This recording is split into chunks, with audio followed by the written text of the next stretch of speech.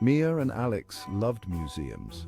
They loved looking at old things. They loved imagining the people who made them. So when their parents took them to the new Museum of Ancient Wonders, they were thrilled. The museum was huge. It had artifacts from all over the world. Mia and Alex saw Roman helmets, Greek vases, and even a Viking ship. But the Egyptian exhibit was the most exciting. At the center of the exhibit was a giant sarcophagus. It was made of gold and covered in hieroglyphics. Next to the sarcophagus was a sign that said, "Do not touch." We know we shouldn't touch it, but we just can't resist. Suddenly the air around them crackled with energy, a sensation that sent shivers down their spines. The lights in the museum flickered and died, plunging the room into an eerie darkness. Mia and Alex felt a strange pulling sensation, like being pulled through a straw, their bodies tingling as if they were being stretched and compressed at the same time. When the light returned, they found themselves in a completely different place, a world that seemed to belong to another time. Gone were the polished floors and glass cases of the museum, replaced by a landscape that was both alien and familiar.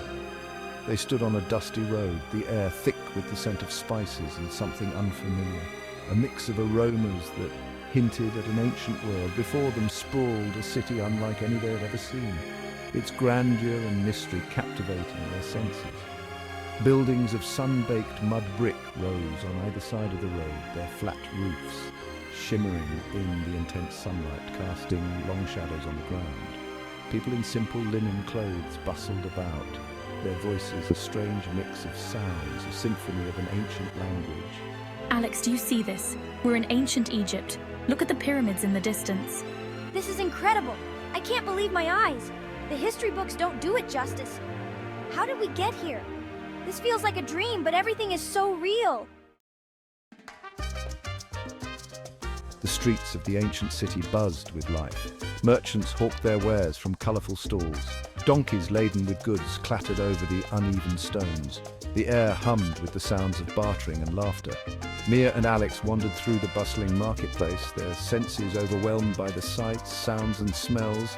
They saw exotic fruits and vegetables they had never seen before. They smelled strange spices that made their noses tingle.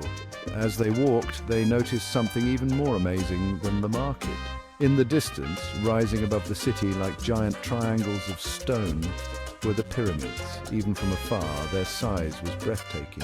Wow, they're even bigger than in the pictures. Drawn by the lure of the pyramids, Maya and Alex made their way through the city.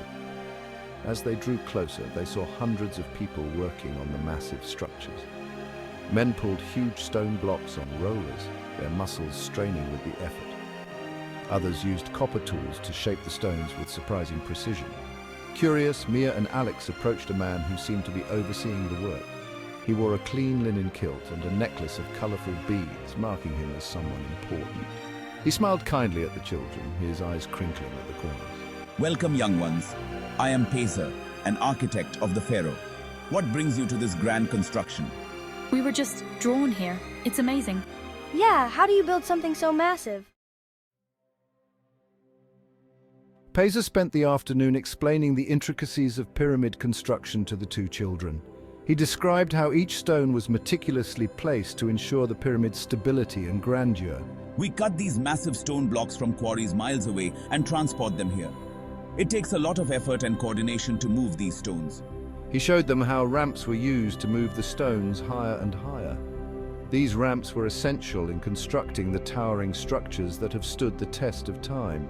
And look at these intricate carvings that cover the walls inside the pyramid. Each carving tells a story or records an important event. Strange figures and symbols seemed to dance across the stone, capturing the imagination of anyone who gazed upon them. Telling stories in a language Mia and Alex couldn't understand. The symbols were like a secret code waiting to be deciphered. What are these symbols, Pacer?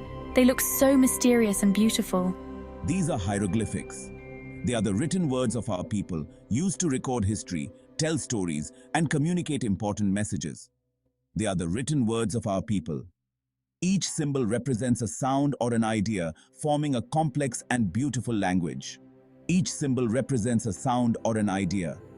Together, they create a rich tapestry of meaning and history. Intrigued, Mia and Alex spent hours with Pesa, learning the basics of hieroglyphics. They were fascinated by how each symbol could convey so much information. Look, Mia, I can write my name. It's like drawing pictures that have special meanings. And I can identify the symbol for the sun and the water. It's amazing how these symbols have been used for thousands of years. They learned how to write their names and how to identify common symbols like the sun and the water. The experience left them with a newfound appreciation for the ancient world and its mysteries. As the sun began to set, casting long shadows across the desert, Pesa invited Mia and Alex to a special celebration. Come, join us for the Festival of the Nile, a time to give thanks to the river that gives life to our land. The city was ablaze with light.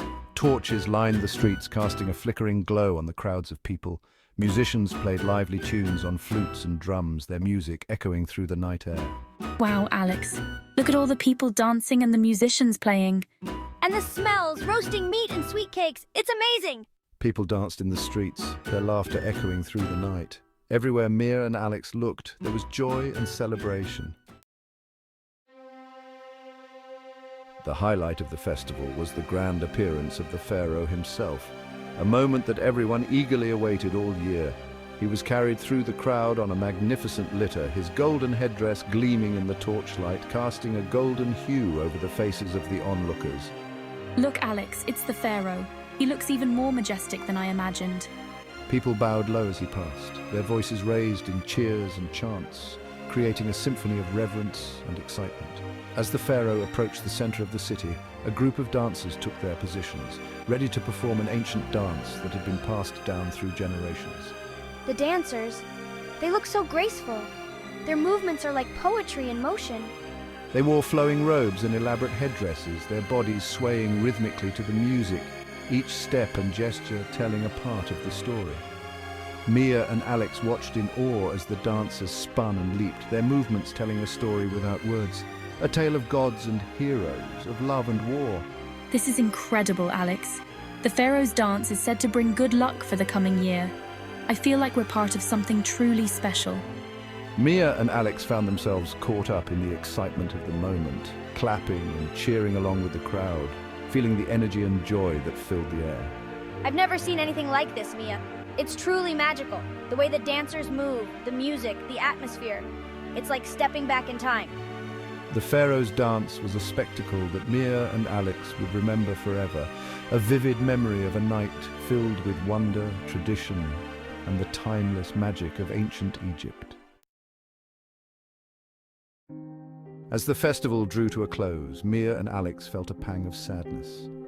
They had learned so much during their time in ancient Egypt. They had seen incredible things and met amazing people.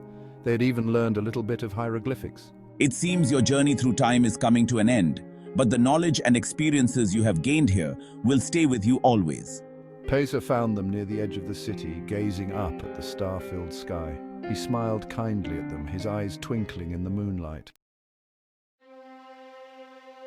As if on cue, the air around them began to crackle with energy once more. The ground beneath their feet seemed to shift and sway. Mia and Alex grabbed each other's hands, their hearts pounding with a mixture of excitement and apprehension. The light around them swirled and pulsed, and then everything went dark. When they opened their eyes again, they were back in the museum. The golden sarcophagus gleamed under the soft spotlights, as if nothing had changed. Had it all been a dream, a trick of the light? Or had they truly traveled through time to ancient Egypt? Mia and Alex looked at each other, their eyes wide with wonder. They didn't have long to ponder the mystery. Just then, their parents emerged from behind a towering statue of Ramses II, their faces etched with concern. There you are. We've been looking everywhere for you. Mia and Alex exchanged a knowing glance. They couldn't tell their parents about their adventure, of course. It was their secret, a shared memory that would bind them forever. As they followed their parents out of the museum, they couldn't help but smile. The sounds of the city seemed to fade away, replaced by the echoes of laughter and music from a distant festival. From that day forward, Mia and Alex looked at history in a whole new light. It wasn't just dates and names in a textbook anymore. It was a vibrant tapestry woven from the lives of real people, people who laughed, loved, and dreamed just like them. They knew that the past wasn't really gone. It lived on in the stories we tell, the monuments we build, and the memories we carry in our hearts. And sometimes, if you knew where to look, it could even whisper its secrets to those who dared to listen. And so Mia and Alex continue to explore the world with open minds and curious hearts, forever changed by their incredible journey through time.